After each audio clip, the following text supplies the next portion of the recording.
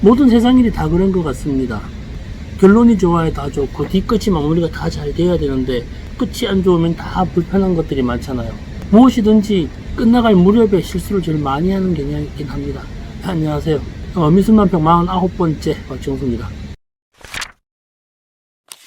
오늘은 추상화에 대해서 이야기를 해보려고 합니다. 말은 많이 들어보셨잖아요. 추상화가 뭘까? 모양만 없으면 추상화일까? 피카소의 작품을 보고 추상화라고 하는데 왜 그게 추상화죠? 피카소 작품은 모양이 있잖아요.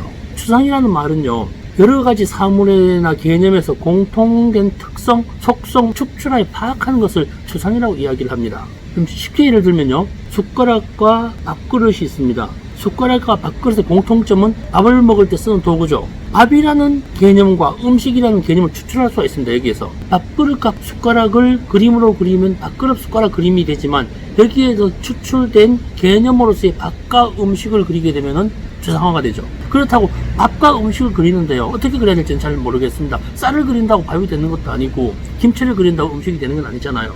밥이나 음식의 개념은 생각이나 머릿속에서 만들어지는 보편적 견해이기 때문에 특정 사물로 이해돼서 곤란하죠. 개념이란 말은 여러 관념 속에서 공통된 요소를 뽑아 종합하여 얻은 하나의 보편적 생각을 말합니다. 그걸 개념이라고 그러죠. 유명한 그림 하나 있죠. 벨기에의 화가 르네 마그리트라는 사람이 있죠.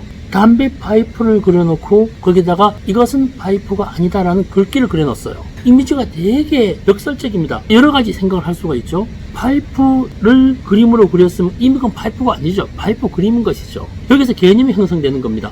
담배 피우는 것, 파이프를 보고 있지만 머릿속에서는 파이프를 생각하는데 이 또한 진짜 파이프가 아니라는 겁니다.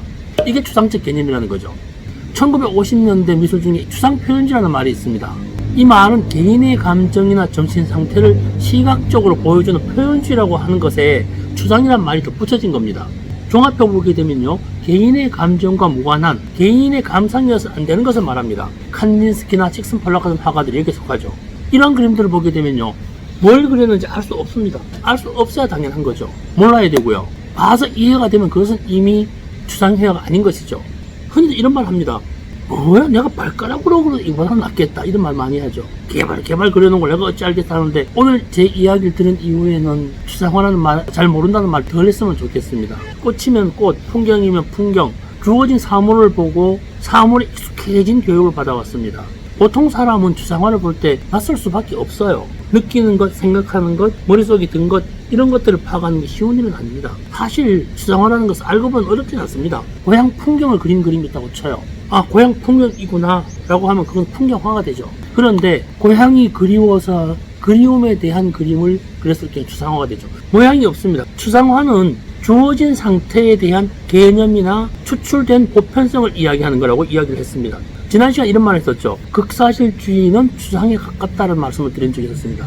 극사실주의가 추상화라는 말은 아닙니다. 추상화와 추상은 좀 개념이 다르기 때문에 추상화하고 비구상하고 동일시하는 경향이 조금 있습니다. 또한 좀 차이가 많습니다. 비구상은 보이지 않는 것들을 그리거나 사물의 형태가 존재하지만 구체적이지 않는 것들을 그리죠. 사물을 해체하고 컵을 해체하고 도시를 해체하고 건물을 해체하고 비구상 회화가 되는 겁니다.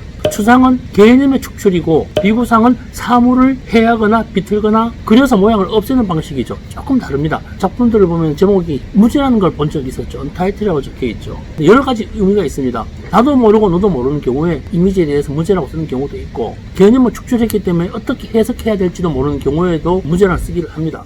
추상화를 볼 때 제일 큰 포인트는 그겁니다. 무엇을 그렸을까라는 것을 아는 것이 아니라 무엇을 표현하고 있는가에 대한 중점을 둬야 됩니다. 애초부터 모양이 없는 것들로 추상적이고 보편적이고 공통적 느낌을 그린 것 또한 추상입니다.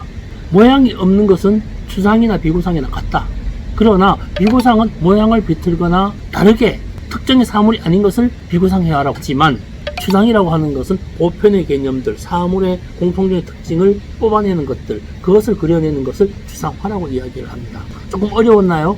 그럼 좋은 하루 되시고요. 좋아요와 구독 부탁드립니다. 고맙습니다.